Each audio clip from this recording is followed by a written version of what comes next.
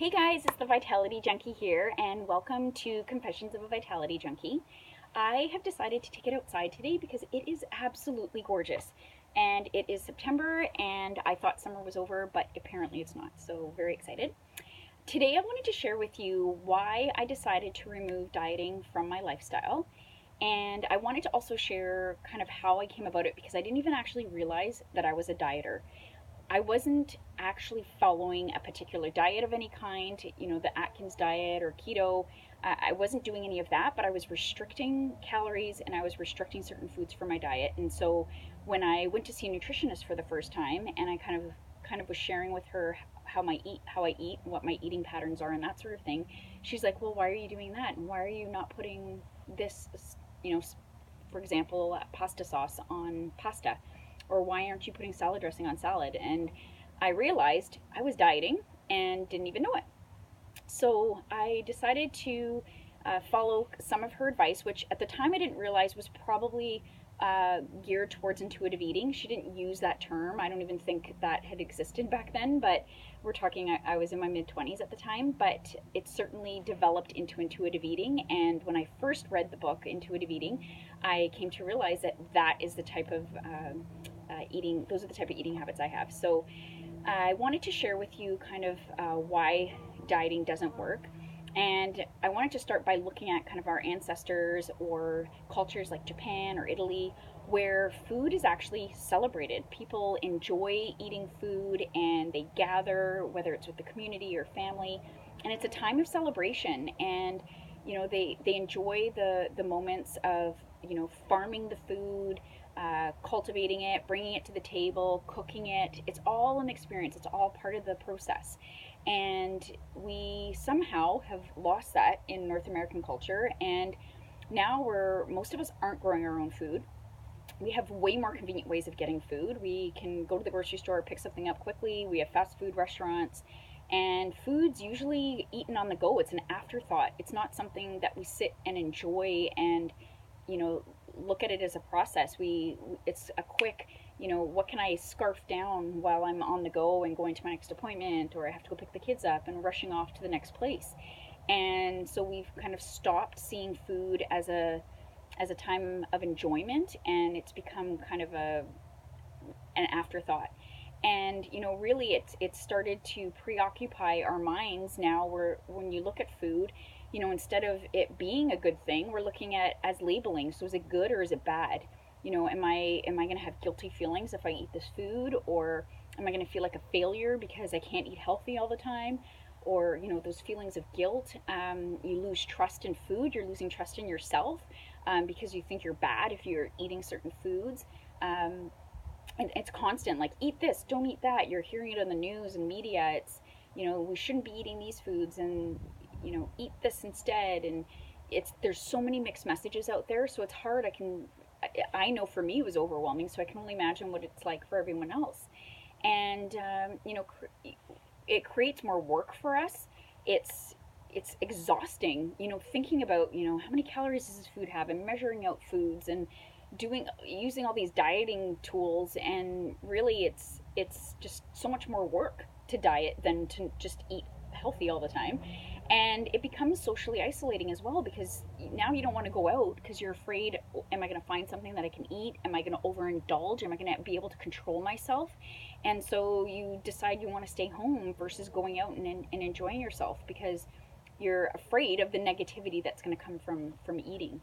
And that's all kind of the mental side of it. And then the other side of it is dieting actually causes negative physical changes as well.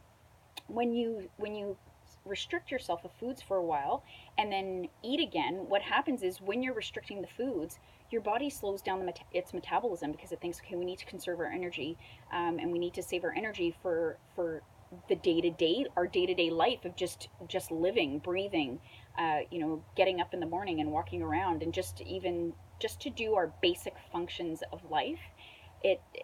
We need energy, and so our body will slow the metabolism. And it also, when you go to eat again, it thinks, okay, we have food, so it starts to conserve all the fat in the food, because it doesn't know when it's going to get food next. And how healthy does that seem? Like, if you actually really think about it, it's what we're doing to our bodies. We're causing the natural processes of what normally should be happening to stop happening. It causes us our satiety cues to atrophy because we, because we're controlling how much we eat based on what it looks like and how much it is or how many calories it has versus what we actually feel like eating. We're throwing our body off, again, with not following what it's telling us to do. Our bodies have processes that tell us when we're hungry and when we're full, and we're going against that when we're dieting. And our body also uses carbohydrates for energy. And when you're restricting carbohydrates from your diet, it goes to protein. And protein is what we use to build muscles. Protein is what we use it helps with our skin and our hair and that sort of thing. And when you're using protein and taking away from those functions to create energy for yourself, then you're also affecting other processes in your body.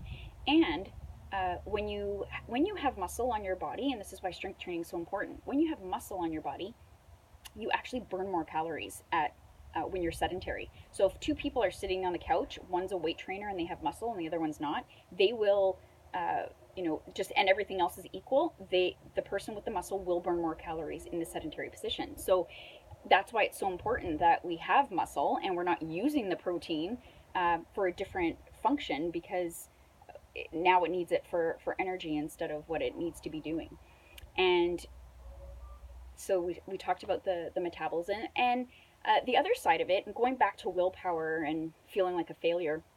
Our body actually has, again, natural processes to tell us when we need certain foods. And in the morning when you wake up, there's a release of a chemical that triggers us to want carbohydrates to give us energy through the day. And when it's not getting carbohydrates, then all your body's craving is carbohydrates because it's saying it needs carbohydrates. And so when you restrict foods from your diet, everyone's felt this, I'm sure. When you stop eating something, all of a sudden that's all you're thinking about and craving. And so when we're doing that with carbohydrates, it's not us, it's not our willpower that's saying, oh my gosh, I can't control myself, my body, I just want carbohydrates. It's not willpower, it's your body telling you it needs carbohydrates. So those are kind of all the negative reasons of why dieting doesn't work, and it's just not sustainable. Dieting does not work long term. You cannot restrict certain foods from your diet long term. And whether it's what's perceived to be a good food or a bad food, it's really tough. And again, when you're looking at foods, there are certain foods that people can't eat for if they have allergies and that sort of thing, but they're still getting, if you can't have gluten, you're still getting carbohydrates in different ways. So that's a whole other discussion. But anyway, so back to dieting. So how do we reject dieting? If we know, okay, number one, we know dieting doesn't work. So that's the number one way to reject it, is to know that it doesn't work. And it doesn't matter what fad diet, what magic pill is going to come up. We know that that's not going to work, and the only way that you can eat is just through eating intuitively and following your body and listening to what it's telling you to eat, and accepting that, yeah, there's just not going to be a quick fix, and it's going to take you listening to what you want to be eating versus what you think you should be eating. So the next thing is being aware of diet mentality traits. So we've talked a little bit about it, but that's also called pseudo dieting, where you're like, okay, I don't diet, but you make rules about food. So you make rules about how often you can eat in a day, or you make rules about, if you overate one night, that the next day you're going to exercise more to make up for it. And I used to be like that as well. And those thoughts pop into my mind every once in a while as well. But sometimes, I do it even just naturally. It's like I feel like I need to exercise more. It's not that I'm thinking I need to exercise to burn the calories I ate yesterday, but I just feel like I need to get to the gym and work out. But yeah, those kind of pseudo dieting thoughts definitely we need to kind of keep in check as well. Forgetting words like willpower, whether I have willpower or I don't have willpower, or I'm being obedient, I'm being good, or I was bad today and I overate. So forgetting words like that, that's not part of intuitive eating. That's part of thinking like a dieter.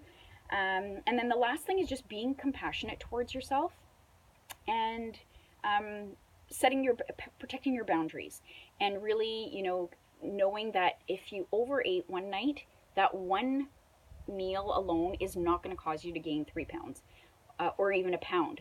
And it's just remembering to refocus the next day, make better choices, listen to your body. What's your body telling you? If it wants chocolate or if it wants a specific type of food, it's knowing how much of that food you need. So for me, I know I love ice cream, but I know that having a small bowl of ice cream is going to make me feel so much better and satisfied than diving into a bucket of ice cream. I'll feel disgusting after. I feel like throwing up. It keeps me up at night. So I know I start to listen to my body, and I know I'm going to allow myself to have ice cream, and I just need to make sure that I have a little bit instead of a whole bucket. So yeah, just being compassionate towards yourself. And like I said, when protecting your boundaries, that you're making sure that the people around you are understanding, what your boundaries are. And if people are offering you extra foods, or wanting you to eat something that you don't want to be eating, or whatever the case may be, is just politely saying no thank you. My body's telling me I'm full right now and I don't feel like eating anymore. So there you have it. I think that kind of covers why dieting doesn't work, how to remove dieting. And I really recommend, I did write an article about intuitive eating on my website, vitalityjunkie.ca. So I highly recommend, if you're hearing the words intuitive eating for the first time, go to my website and read that article. It really gives you kind of the breakdown of how intuitive eating works. I also, if any of you have any comments or questions about this video or videos you want to see in the future, please leave me a note. And if you did enjoy this video, please like the video as well, so I know what type of content everyone's enjoying.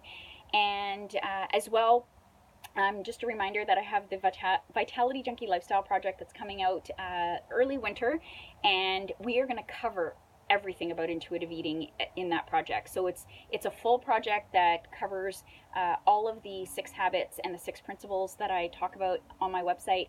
And it's going to be a really thorough presentation of how to create the lifestyle that you need to live a life of vitality. So that's coming soon. And if you're needing help with intuitive eating and that kind of thing, that is the program for you. So I hope you guys are able to enjoy the weather today as well, and have a fantastic week.